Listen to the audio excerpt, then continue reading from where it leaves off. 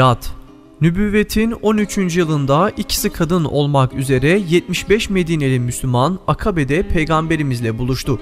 Peygamberimiz Kur'an-ı Kerim okuduktan sonra Yüce Rabbim için sizden istediğim ona hiçbir şey ortak koşmaksızın ibadet etmenizdir.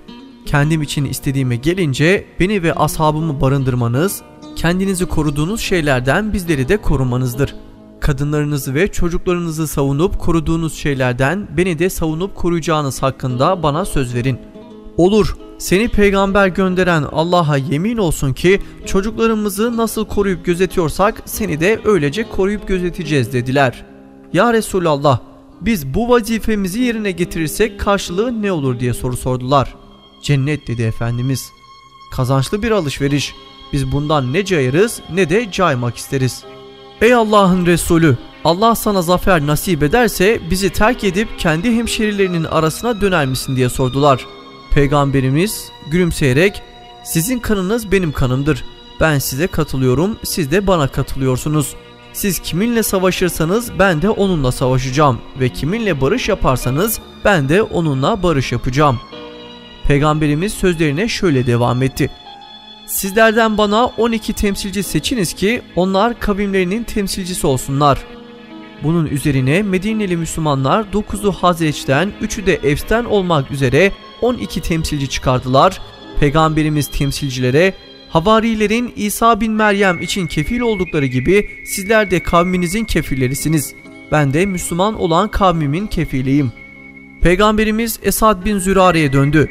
Sen de kavminin temsilcisisin buyurdu. Böylece onu 12 temsilcinin de temsilcisi yaptı. Teker teker gelip Peygamberimize biat ettiler.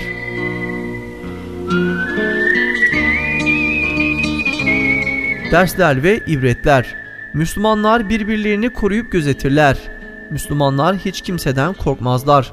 Peygamberimizin yolunu çocuklarımızı koruduğumuz gibi korumalıyız.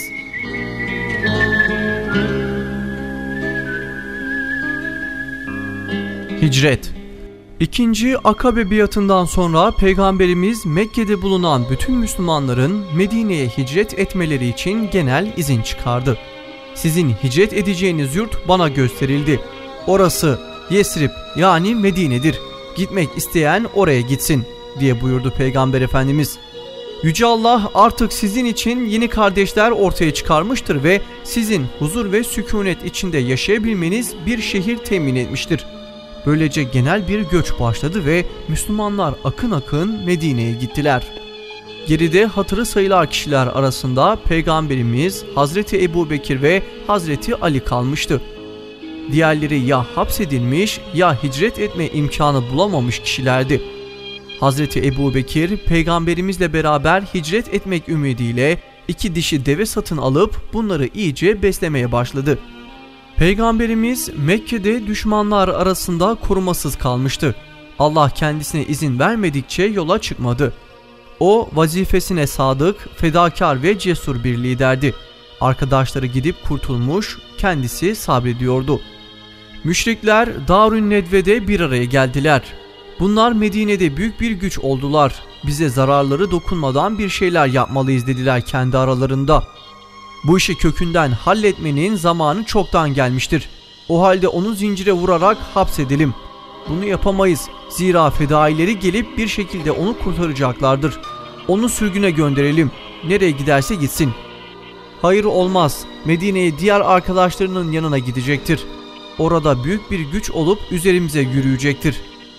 Ebu Cehil sözü aldı. Sizin dile getirmediğiniz bir görüşüm var dedi Ebu Cehil. Ey Ebul Hakem, nedir o görüşün diye sordular.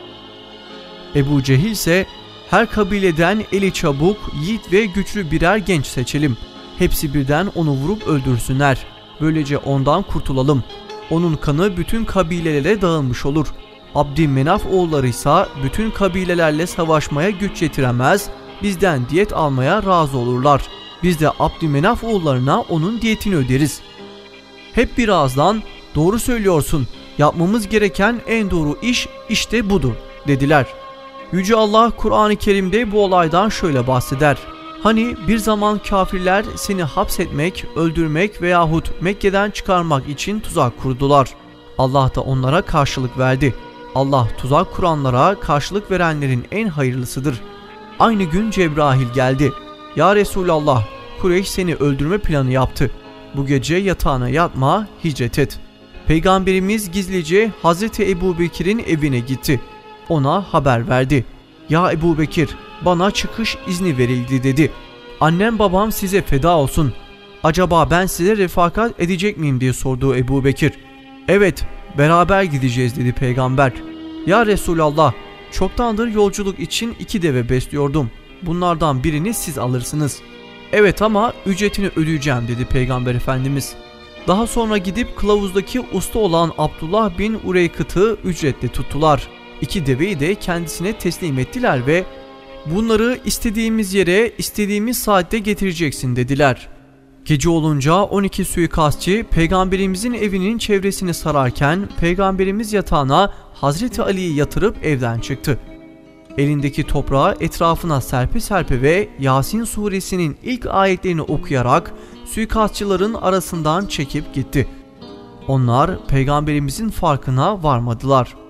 Suikastçılar sabahleyin harekete geçmeyi planlamışlardı.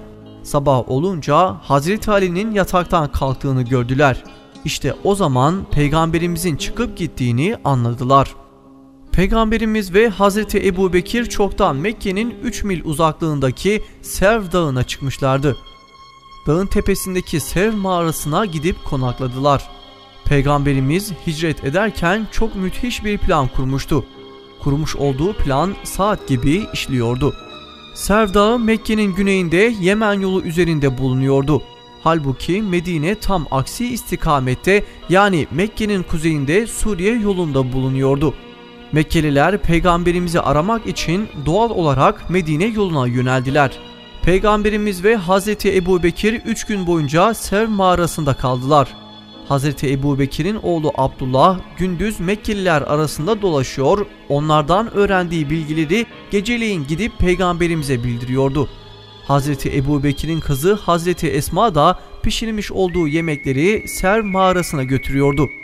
Hazreti Ebubekir'in çobanı Amir bin Fuheyre de ayak izleri takip edilmesin diye yol üstünde sürüsünü otlatıyordu. Müşrikler, Medine yolu üzerinde aramadık yer bırakmadık, onları bir türlü bulamadık. Deli olacağım, bu adam uçtu mu? Yoksa yine bir sihir mi yaptı? Yanlış bir yerde arıyor olmayalım mı? Şu iz sürücülerini çağırın gelsinler, belki onlar izlerini bulurlar diye kendi aralarında konuşuyorlardı. Nihayet iz sürücüler ayak izlerini takip ederek Sevr mağarasına kadar vardılar. Onları bulmaları an meselesiydi. Tam o sırada mucize devreye girdi. Mağaranın ağzında bir örümcek ağı oluştu. Kureyşlilerden biri, "Gelin mağaranın içine bakalım." Ümeyye bin Halef, "Burada ne bulacaksın? Boş ver. Buradaki örümcek ağı Muhammed'in doğumundan önce bile vardı. Haydi geri dönüyoruz." Bu sırada Hazreti Ebubekir çok endişelendi. "Ya Resulallah, onlardan biri aşağı bakarsa bizi görecek." "Ey Ebubekir, üzülme. Allah bizimle beraberdir. Üçüncüsü Allah olan 2 kişi hakkında ne diyorsun?" Bu olay Kur'an-ı Kerim'de şöyle bahsedilir: "Eğer siz ona yardım etmezseniz Allah ona yardım etmiştir." Hani kafirler onu 2 kişiden biri olarak çıkarmışlardı. Hani onlar mağaradaydı, o arkadaşına "Üzülme, çünkü Allah bizimle beraberdir" diyordu. Bunun üzerine Allah emniyetini indirdi, onu sizin görmediğiniz bir orduyla destekledi ve kafir olanların sözünü alçalttı. Allah'ın sözü ise zaten yücedir. Çünkü Allah üstündür, hikmet sahibidir. Kureyşliler vakit kaybetmeden Darun Nedve'de bir araya geldiler. Bu işi bitirmeye niyetleri vardı. Peygamberimiz ve Hazreti Ebubekir'in başlarına ödül koydular. "Ey Mekkeliler! Duyduk duymadık demeyin. Muhammed ve Ebubekir'i ölü ya da diri getirecek kişiye 100 deve ödül verilecektir." Müşrikler her yeri didik didik aradılar. Kilometrelerce uzaklara gittiler ama onları bulamadılar. Bütün aramaları boşa gitmişti. Ümitlerini yitirdiler, evlerine geri döndüler. 3 gün sonra ortalık yatışınca Peygamberimizin daha önce planladığı gibi Abdullah bin Uraykıt kendisine verilen 2 deveyi alıp Sevr mağarasına geldi. Vakit kaybetmeden yola çıktılar.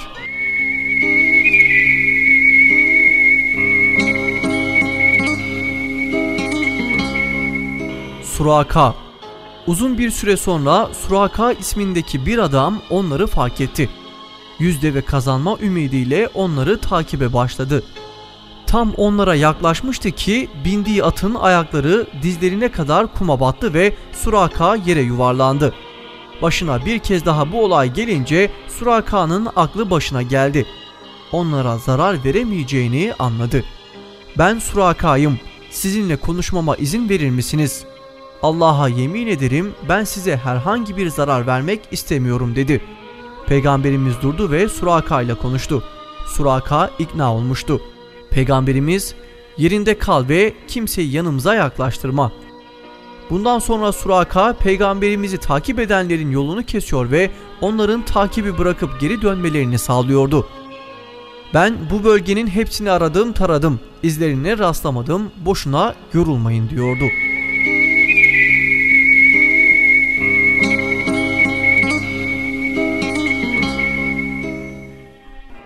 Peygamberimiz ve beraberindekiler uzun bir müddet gittikten sonra Ümmü Mabet ismindeki kadının çadırına rastladılar. Burası yol üstündeki bir dinlenme tesisi gibiydi. O kadından süt, et, hurma istediler. Lakin o sırada yanında bir şey kalmamıştı. Peygamberimizin gözüne bir keçi ilişti. "Ey Ümmü Mabet, bu keçiye ne diyorsun?" "Vallahi bu zavallı keçi zayıf ve çelimsiz olduğu için başka keçilerle beraber otlamaya gidemedi. Bunun sütünü sağmama izin verir misin?" diye buyurdu Peygamber Efendimiz. "Eğer onda birazcık bile süt varsa memnuniyetle sağabilirsin." Peygamberimiz dua etti, Allah'ın adıyla sütü sağmaya başladı. Bir kova süt sağdı.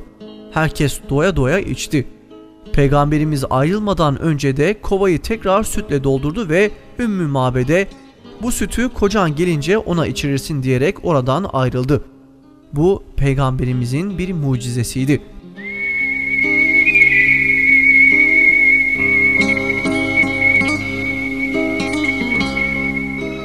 Peygamberimizin Mekke'den ayrılışının haberi Medine'ye ulaşmıştı. Bunun üzerine Medineliler onun yolunu gözetlemeye başladılar. Günlerce gelişini beklediler.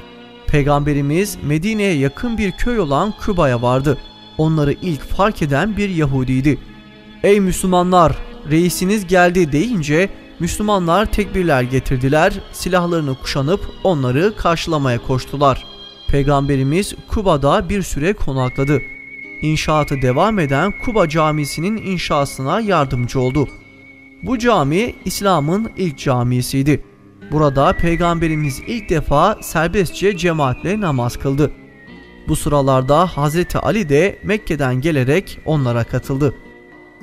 Peygamberimiz nihayet Medine'ye doğru yola çıktı. Öylesine muhteşem bir şekilde karşılandı ki daha önce böyle bir karşılama görülmemişti. Halk sokaklara dökülmüştü. Kalabalık o kadar çoktu ki adamlar onu görmek için birbiriyle itişiyor ve birbirlerinin omuzlarına çıkıyorlardı. Kadınlar evlerinin damlarına çıkmıştı. Hizmetçilerle çocuklar sokaklarda koşuşup duruyordu. Coşkuyla şöyle bağırıyorlardı: "Allahu Ekber, Allahu Ekber, Resulullah geldi, Resulullah geldi, Muhammed geldi, hoş geldi, Muhammed geldi, Resulullah geldi, Resulullah bu, geldi, geldi."